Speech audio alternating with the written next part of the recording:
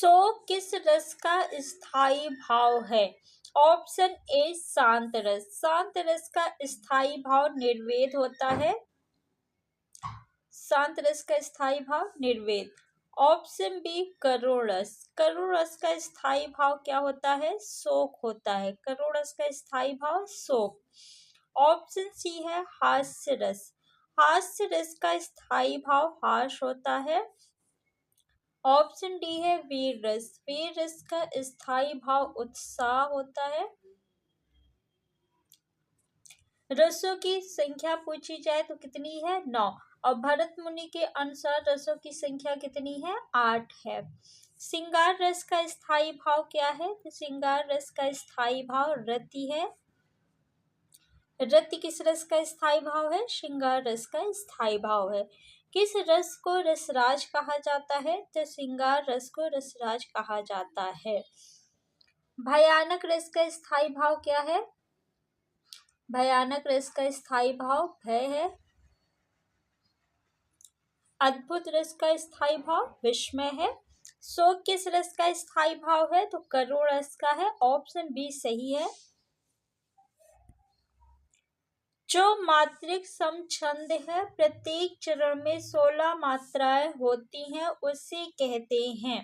Option A सोरठा। सोरठा अर्ध सममात्रिक छंद है, तो ऑप्शन ए गलत हो गया। ऑप्शन बी है दोहा। दोहा भी अर्ध सममात्रिक छंद है, तो ऑप्शन बी भी गलत है। ऑप्शन सी चौपाई। चौपाई सममात्रिक छंद है। चौपाई में 4 चरण होते हैं और प्रत्येक चरण में 16-16 मात्राएं होती हैं, तो ऑप्शन सी सही है। निम्न में से कौन सा विलोम शब्द सुमेलित नहीं है? ऑप्शन ए पौराणिक और प्राचीन। ऑप्शन बी कनिष्ठ ज्येष्ठ। ऑप्शन सी उग्र सौम्य। ऑप्शन डी ध्वंस निर्माण। ऑप्शन डी ध्वंस। ध्वंस का विलोम शब्द निर्माण होता है, तो ये सही है, तो ये उत्तर नहीं होगा। उग्र का विलोम शब्द सौम्य होता है, तो ये भी सही है, तो ये भी उत्तर नहीं होगा। कनिष्ठ का विलोम शब्द ज्येष्ठ होता है, तो ये भी बिल्कुल सही है, तो ये भी उत्तर नहीं होगा। पौराणिक और प्राचीन ये विलोम शब्द नहीं, समानार्थी शब्द है, तो ऑप्शन ए सही है। आवाहन का विलोम है। ऑप्शन ए अवगाहन। ऑप्शन बी तिरोभाव। ऑप्शन सी विसर्जन। ऑप्शन डी आकाश। आकाश का विलोम शब्द क्या होगा? पाताल। आकाश का विलोम पाताल। ऑप्शन डी गलत हो गया। विसर्जन का विलोम शब्द क्या होगा? आवाहन। आवाहन यानी बुलाना, विसर्जन, तो ऑप्शन सी सही है।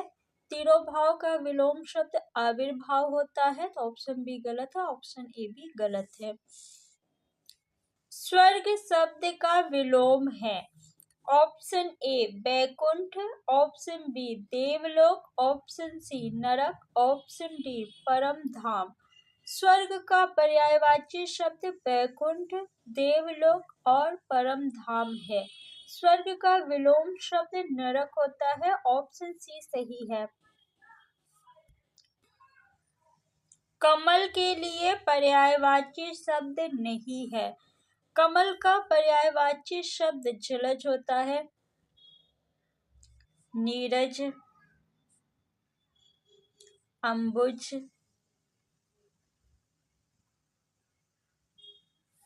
इंदिवर है, उत्पल है, ताम्रश है। वर्ष नहीं है, तो ऑप्शन डी सही है। वह नायिका जो अपने पति के परदेश में होने के कारण दुखी हो, वह है, उसे एक शब्द में क्या कहते हैं? तो उसे वियोगिनी कहते हैं। ऑप्शन बी सही है।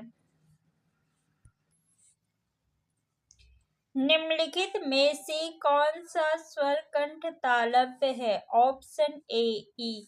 ई का उच्चारण तालु से होता है, तो ई तालव्य वर्ण है। ऑप्शन बी है आ का उच्चारण कंठ से होता है, तो ये कंठ वर्ण है। ऑप्शन सी ओ। ओ किससे मिलके बना है? तो आ और ऊ के योग से मिलकर बना है ओ। आ का उच्चारण स्थान कंठ है, ऊ का उच्चारण स्थान ओठ है, तो ओ का उच्चारण स्थान क्या है? कंठोष्ठ। ए किससे मिलके बना है? तो ए जो है आ और ई के योग से मिलके बना है। आ का उच्चारण स्थान कंठ है, ई का उच्चारण स्थान तालु है, तो ए का उच्चारण स्थान कंठ तालव्य है। ऑप्शन डी सही है। त्रा किन वर्णों के संयोग से बना है? त्रा क्या है? तो त्रा संयुक्त व्यंजन है। संयुक्त व्यंजनों की कुल संख्या कितनी है? 4 है। कौन कौन से व्यंजन संयुक्त व्यंजन कहलाते हैं? छा, त्रा, ज्ञा और श्रा, ये क्या कहलाते हैं? संयुक्त व्यंजन कहलाते हैं। का और सा के योग से छा बनता है, सा और रा के योग से श्रा बनता है, जा और इया के योग से ज्ञा बनता है, ता और रा के योग से त्रा बनता है, तो ऑप्शन डी सही है। जो युद्ध में स्थिर है उसे कहते हैं, जो युद्ध में स्थिर है उसे युधिष्ठिर कहते हैं। ऑप्शन सी सही है। वीर तुम बढ़े चलो, धीर तुम बढ़े चलो, सामने पहाड़ हो कि सिंह की दहाड़ हो, में वीर रस का स्थायी भाव क्या है? ऑप्शन ए रति। रति किस रस का स्थायी भाव है? श्रृंगार रस का स्थायी भाव है। हास किस रस का स्थायी भाव है? हर्ष रस का स्थायी भाव है। उत्साह किस रस का स्थायी भाव है? वीर रस का स्थायी भाव है। रौद्र किस रस का स्थायी भाव है? तो क्रोध का स्थायी भाव रौद्र है। वीर तुम बढ़े चलो, धीर तुम बढ़े चलो, सामने पहाड़ हो कि सिंह की दहाड़ हो, इस पंक्ति में कौन सा रस है? वीर रस है। और वीर रस का स्थायी भाव क्या है? उत्साह है, तो ऑप्शन सी सही है। काली घटा का घमंड घटा उपर्युक्त पंक्ति में कौन सा अलंकार है? ऑप्शन ए यमक अलंकार, ऑप्शन बी उपमा अलंकार, ऑप्शन सी उत्प्रेक्षा अलंकार, ऑप्शन डी रूपक अलंकार। काली घटा का घमंड घटा, इस पंक्ति में घटा शब्द 2 बार आया है। काली घटा यानी काले बादल का घमंड कम हो गया। पहली घटा का अर्थ क्या है? बादल। और दूसरी घटा का अर्थ क्या है? कम होना। जब किसी पंक्ति में एक शब्द एक से अधिक बार आए और उसका अर्थ भिन्न भिन्न हो तो वहां पे यमक अलंकार होता है। इस पंक्ति में कौन सा अलंकार है? यमक अलंकार है, तो ऑप्शन ए सही है। कौन सा ऑप्शन सही है? ऑप्शन ए।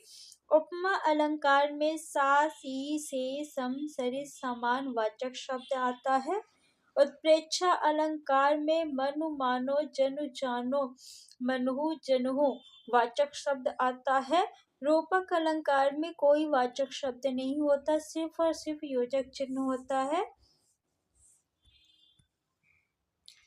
जिनका उच्चारण स्वतंत्रता से होता है और जो व्यंजन के उच्चारण में सहायक होते हैं उसे कहते हैं। ऑप्शन ए संज्ञा, ऑप्शन बी स्वर, ऑप्शन सी व्यंजन, ऑप्शन डी विसर्ग।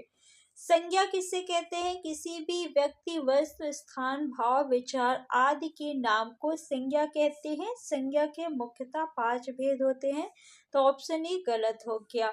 जिनका उच्चारण स्वतंत्रता से होता है और जो व्यंजन के उच्चारण में सहायक होते हैं उसे स्वर कहते हैं। ऑप्शन बी सही है। स्वरों की सहायता से व्यंजन का उच्चारण होता है। विसर्ग को अयोग वाह कहते हैं। क्या कहते हैं? अयोग वाह कहते हैं।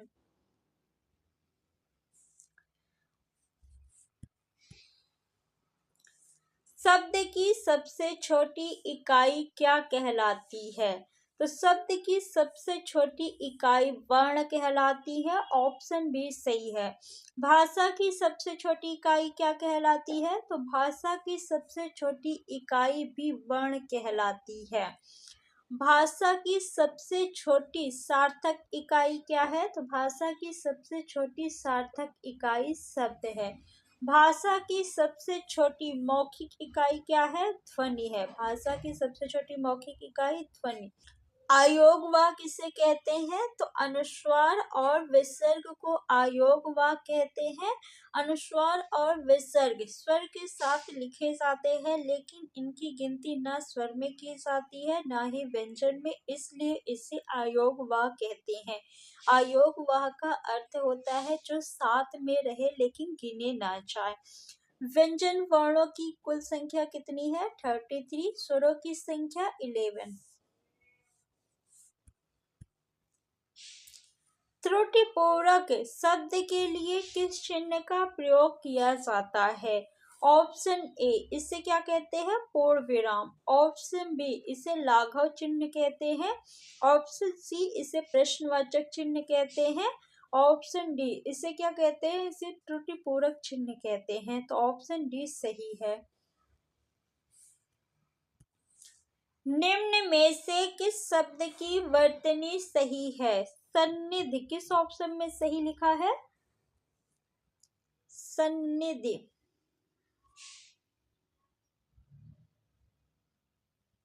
ऑप्शन सी सही है। अन्वय शब्द का संधि विच्छेद है।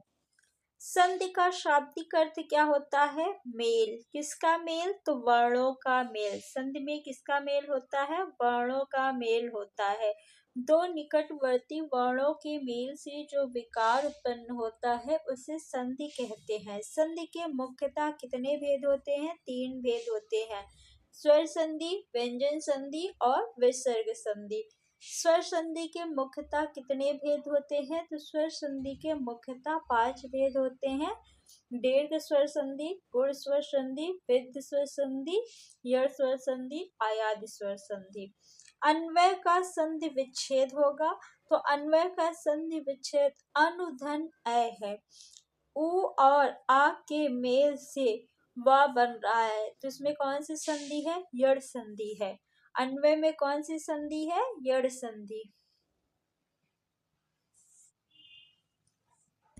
कलानिधि का पर्यायवाची है। ऑप्शन ए नीर। नीर किसका पर्यायवाची है? जल का पर्यायवाची है, तो ऑप्शन ए गलत हो गया। Option B Himanshu. हिमांशु किसका पर्यायवाची शब्द है? चंद्रमा का।